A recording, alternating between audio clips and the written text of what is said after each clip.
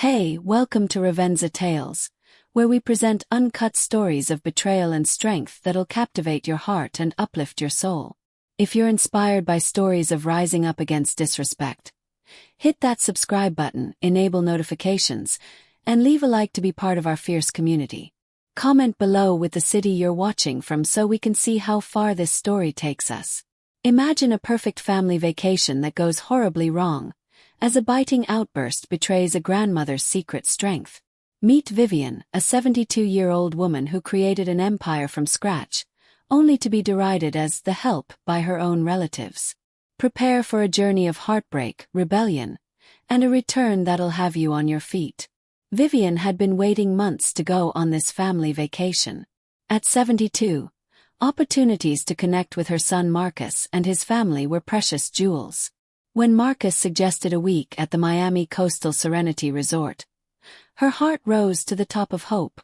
Perhaps she could finally span the chasm with her daughter-in-law Sophia, who'd remained aloof from her for their 6-year marriage. The 4-hour trip from Orlando was strained, with Marcus and Sophia chattering about spa treatments, golf tee times and fine dining, hardly noticing Vivian in the back seat. Whenever she attempted to chime in, offering a family day at the beach or inquiring about the grandkids, Sophia silenced her with brusque responses, and Marcus remained quiet, driving. Vivian paid no attention to the warning signs, holding on to her vision of repairing their shattered relationship. The Coastal Serenity Resort was her crowning jewel, a secret she had kept from her family. Since her husband passed away when Marcus was 12, Vivian worked her way up from nothing to build a hotel empire. From a tiny inn, she worked 18 hours a day, cleaning floors and taking reservations, developing it into 19 hotels in Florida, Georgia, and South Carolina. She had kept her fortune hidden, wanting Marcus to love her for who she was, not for what she had. Driving up to the resort's opulent entrance, Vivian experienced that same surge of pride. The groomed gardens, shimmering fountains, and deferential valets were her creation, refined over 3 years of purchase and 2 years of refurbishing. Each and every detail, the marble foyer, the cascading chandeliers, her decision. Marcus dropped his keys into the valet's hand, while Sophia fiddled with her designer sunglasses, her sleek black hair immaculate. At 34, 21 years Marcus Jr., Sophia exuded a sleek beauty that shouted entitlement and money. "See to it that we have the penthouse suite," Sophia instructed Marcus as they drew near the door, her tone abrupt. "I don't care if it's reserved, make it happen." Marcus assented, his obsequiousness a twist in Vivian's gut.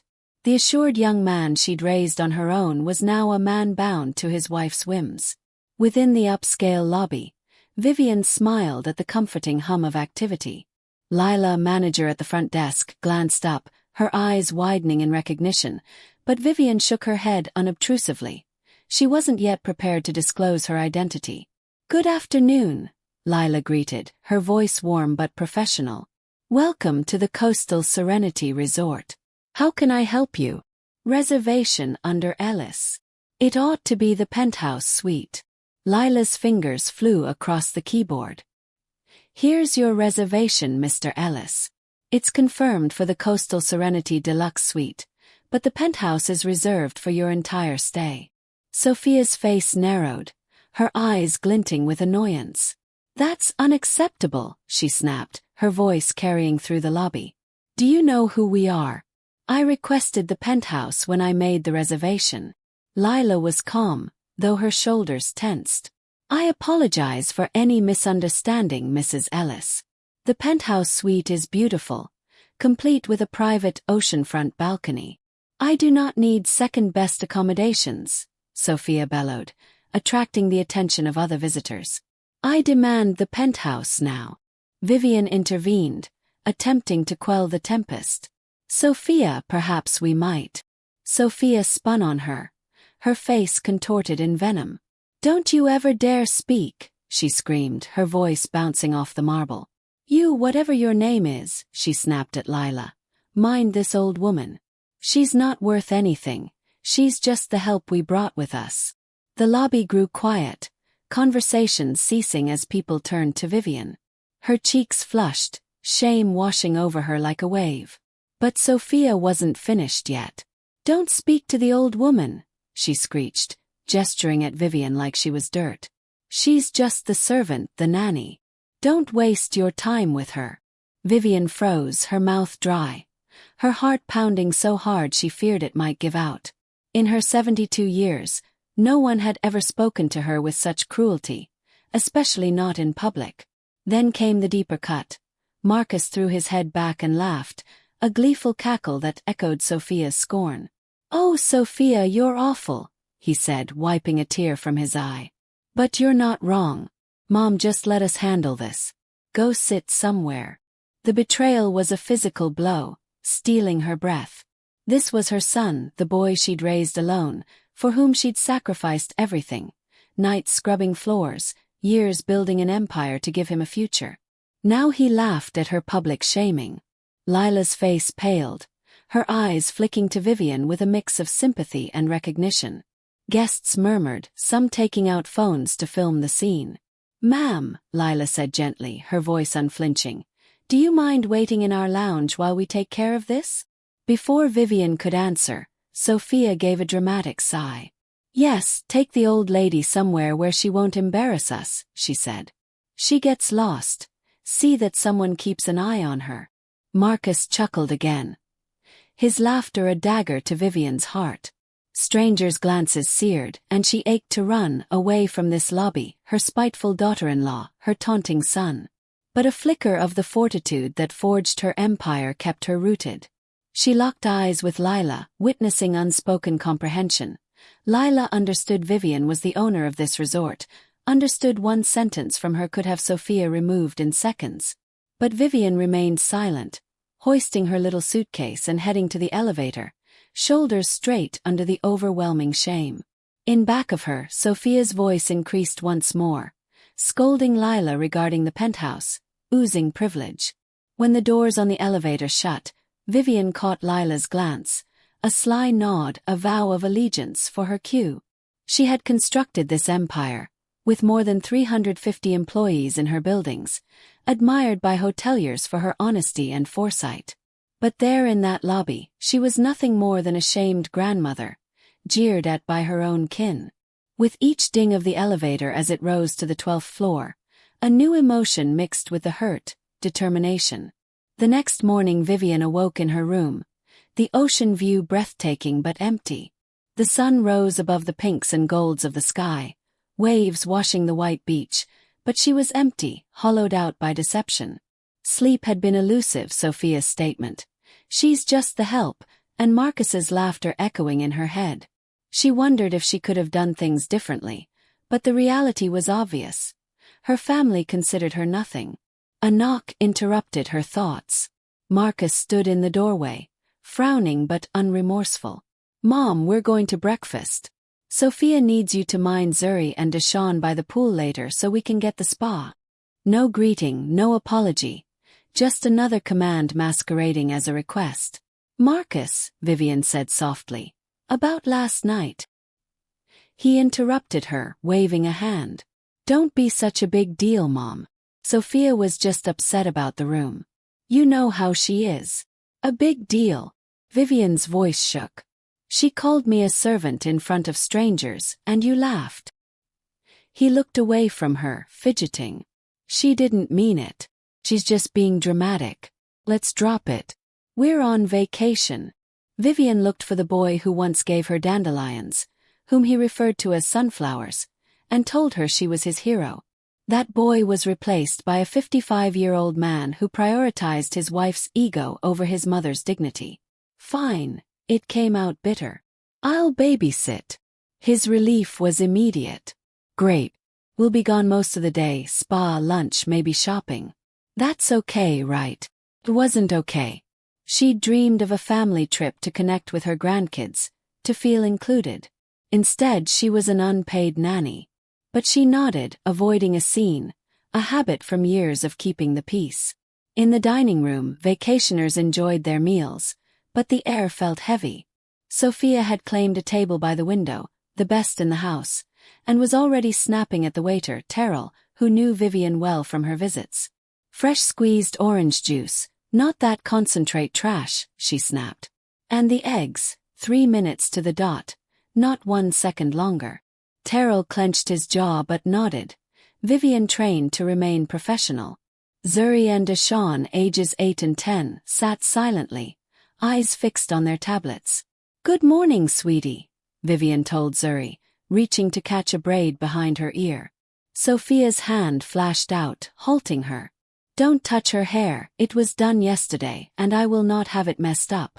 Vivian drew back, hurt, as Zuri remained intent on her screen. "Kids, say good morning to Grandma Vivian," Marcus grumbled, distracted. "Morning," they murmured without looking up. Vivian grabbed the spare chair, away from the ocean view, while Sophia reserved the best seats for herself and Marcus. "Vivian," Sophia said, avoiding her gaze. "After breakfast, take the children to the pool. Sunscreen every hour. Zuri is a burn easy, and if she does turn pink, it's your fault." A shiver ran down Vivian. Was Sophia putting her up for failure, seeking another excuse to embarrass her? But the fire of rebellion from the elevator increased, speaking that her empire, her power, could make this act of betrayal something powerful. Vivian nodded, swallowing words she wanted to say. "Keep them out of the deep end," Sophia commanded, her tone piercing. "And no poolside treats. Those are loaded with preservatives. If they require anything, call me right away. Don't attempt to deal with it on your own." Every command was a new hurt, a reminder Sophia didn't trust Vivian with her grandchildren. "How long are you planning to be at the spa?" Vivian asked, her tone even though it stung. Sophia's icy stare met hers. "As long as we desire. This is our holiday, not yours. You're here to assist." Marcus remained quiet, scrolling his phone, aloof. Vivian questioned when her warm son had transformed into a man who allowed his wife to make his mother his servant. She led Zuri and Deshawn to the pool after breakfast, attempting to get a word in, but they were stuck to their tablets. Other families swam and giggled around them, the contrast with their hushed trio, strangers at a table. "Grandma," Zuri blurted out, and Vivian's heart soared with hope for connection. "Mom says you used to clean houses for wealthy people. Is that really true?" The query stung like a slap. Vivian had constructed an empire, employed hundreds, gained respect in a ruthless business. And Sophia had tainted her as a maid. "No, sweetie," Vivian replied gently, her tone resolute. "I'm a business owner. I construct hotels." Deshawn looked up from his tablet, dubious. "Mom says you tell lies about being a big shot because you're embarrassed about being poor." Vivian's breath caught, Sophia's falsehoods tainting her grandchildren's opinion of her. "Your grandma isn't poor and I don't tell lies," she said, her voice firm but hurting. Zuri shrugged. "That's what Mom says. She says you live in a small apartment and pretend you're wealthy to feel good."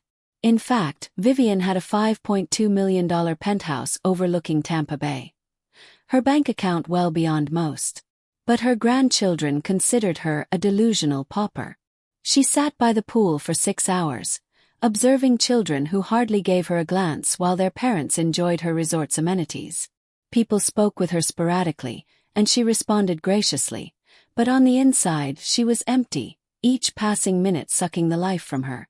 When Marcus and Sophia returned, glowing from spa treatments and a lavish lunch, Sophia's manicured nails and flawless hair screamed pampering, paid for by Vivian's empire. "How were the kids?" Marcus asked, eyes on his phone. "Fine," Vivian replied, unable to voice the pain of their dismissal or Sophia's lies. "Good," Sophia said, waving a hand. "You'll watch them again tomorrow. We've got golf in the morning and lunch with spa friends." Marcus nodded, not inquiring if Vivian objected, as if her status as unpaid nanny went without saying. That evening, in her bedroom looking out over the ocean she'd spent decades paying off, Vivian confronted reality. This was not a family getaway. It was an arrangement in which she was the staff, paying for their indulgence while being ridiculed. The hurt stung deeply, but fueling it was a new feeling that burned with it. Raw anger. Fury at being taken for granted, at the falsehoods, at being brought down to zero when she'd established everything. Tomorrow would be different. The third day dawned just like the previous days. Sophia dictating what Vivian would do while Marcus pretended to be a faithful aide. They were going on a day excursion to a nearby wine region, and Vivian was left with the children. See that they have lunch at noon, Sophia instructed, her Lipski steady in precision. Zuri gets cranky if her sugar drops, so have her granola bars ready. Vivian wanted to snap that she'd raised Marcus alone, that she knew how to care for children, but she'd learned arguing only brought more condescension. We'll be back around 6, Marcus added, eyes on his phone. Maybe later if traffic's bad. As they prepared to leave, Vivian overheard Sophia on the phone, her voice dripping with fake sweetness. No, we can't have dinner tonight, I'm stuck with the kids, she explained. It's ridiculous, but a few more days. Once this is sorted out, we won't have to bother with her again. The words, once this is sorted, gave Vivian a shiver, suggesting schemes extending past vacation's end. When they departed, she sent Zuri and Deshaun off to the Resort Kids Club, a function she'd engineered for family mobility. The counselors took the children in, and for the first time, Vivian witnessed them laugh and play with others. She had a couple of hours to herself, and she strolled around the grounds, looking at it as a guest rather than an owner, gauging its pulse. And then she heard a conversation that blew her world apart. By the pool bar, in an enclosed cabana, she overheard Marcus and Sophia's voices, not at the vineyards but here behind drapes, conversing with another couple. She's getting old, and old people don't live forever if you catch my drift, Sophia said, her voice dripping with malice. The other woman giggled. Sophia, you're awful. I'm realistic, Sophia retorted. Marcus is an only child, so we'll inherit everything eventually. The question is how long we'll wait. Vivian's stomach churned as she stepped closer, concealed by a palm tree. What about Mrs. Vivian? Man asked. Doesn't she have money of her own? Marcus's voice, once so trusted, cut through her. My mom. Nah, she's dirt poor, living in a tiny apartment on Social Security. I've been helping her out for years. The lies flowed effortlessly, painting Vivian as a burden he graciously supported. She had a penthouse, made millions of dollars a year on investments, and Marcus treated her like a charity case. This vacation is so disappointing, Sophia went on. We have to take her with us because she can't pay for herself. It's like having a wretched pet you can't get rid of. The other woman clucked pityingly. How terrible. And I suppose she expects you to take care of her when she's elderly and ill. Over my dead body, Sophia said, laughing cruelly. The second she needs real care, she's going to a state-run home. I'm not turning my house into a nursing home for some useless old woman. Vivian gripped the palm tree to stay upright, their words revealing a chilling plan to discard her when she became inconvenient. But Marcus's next words broke her completely. The humorous thing is, she thinks she's significant, he remarked with mockery in his voice. She goes on with these outlandish tales of having businesses. Outrageous, practically early-stage dementia. Dementia? The man questioned. Perhaps, Marcus replied, laughing. Or perhaps she's simply desperate to feel that she counts. Yesterday, she informed the children that she owns hotels. Hotels. Can you believe it? Their laughter cut through Vivian like a shard of glass.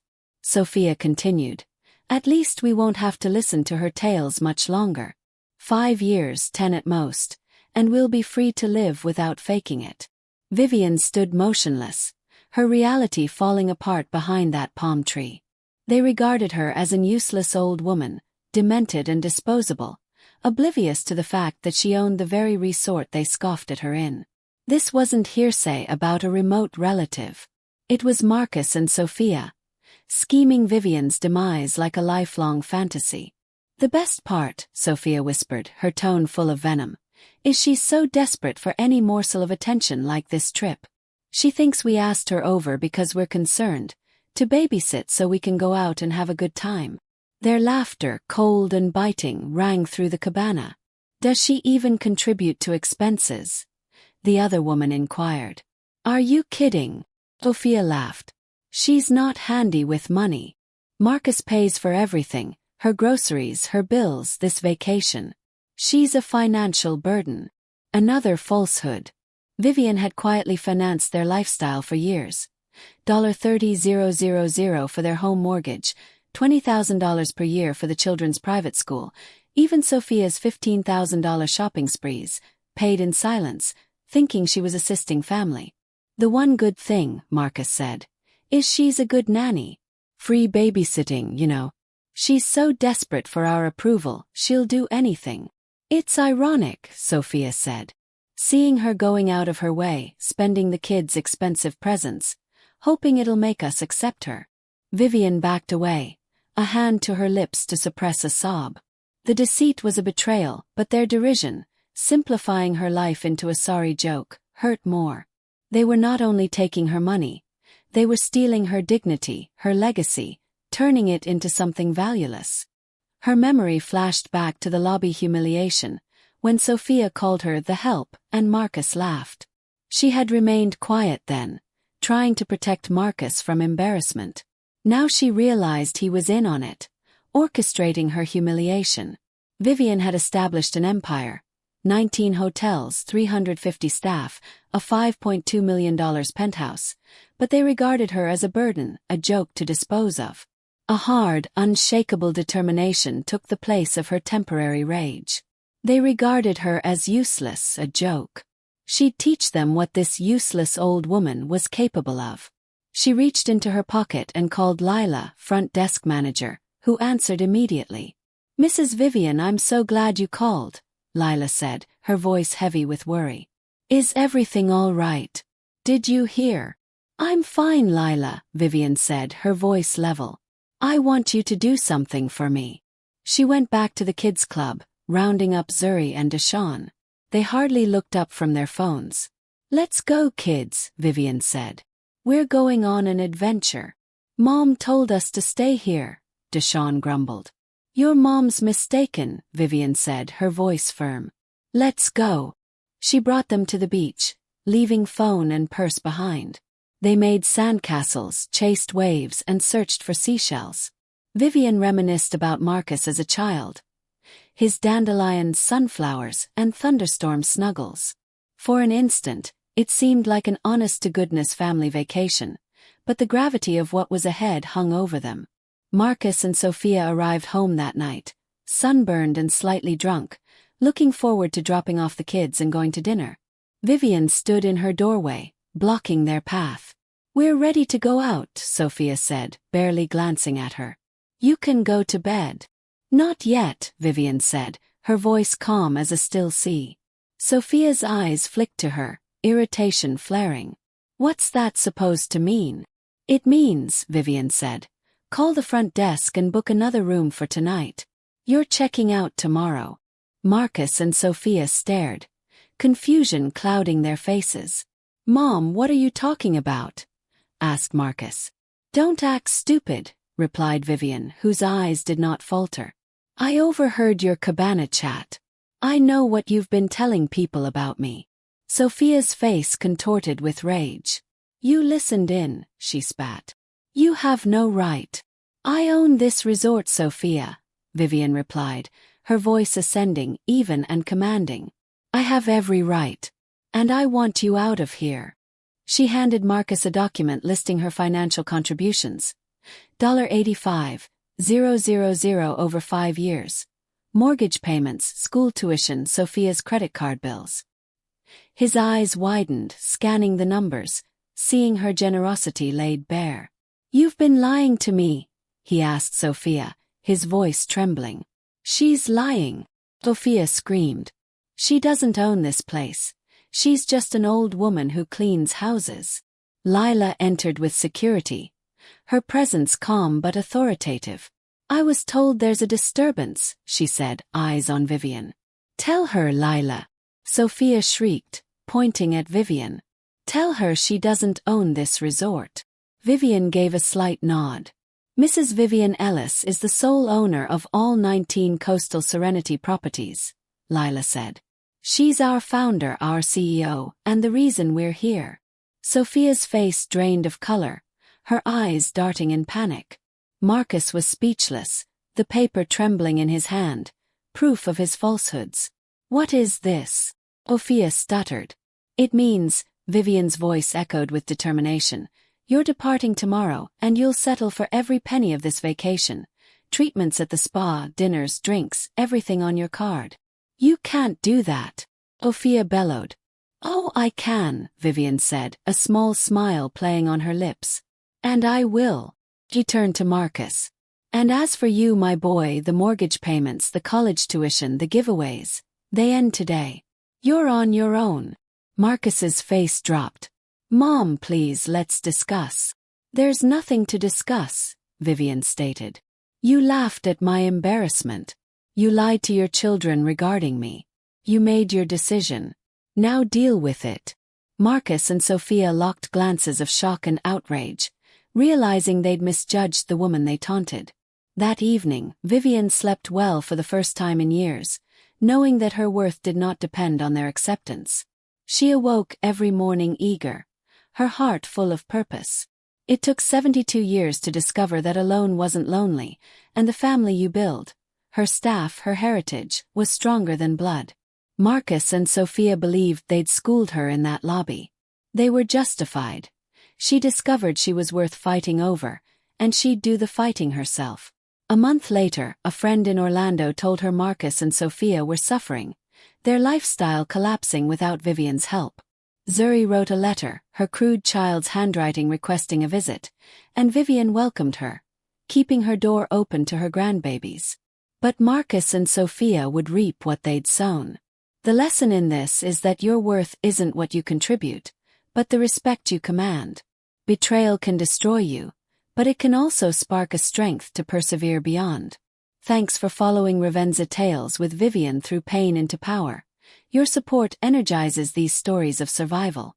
This story is not about any real person, but based on actual feelings, names and locations altered to keep identities hidden. We post it not to criticize but to encourage thought. How many mamas live in silence in their own households?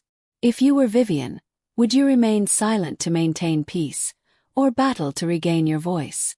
Leave a comment below with your opinions and the city you're watching from. Let's see how far this ride goes. Press that like button, share with a friend, and subscribe with notifications for more stories of victory. We'll catch you in the next video. Stay bold, stay subscribed.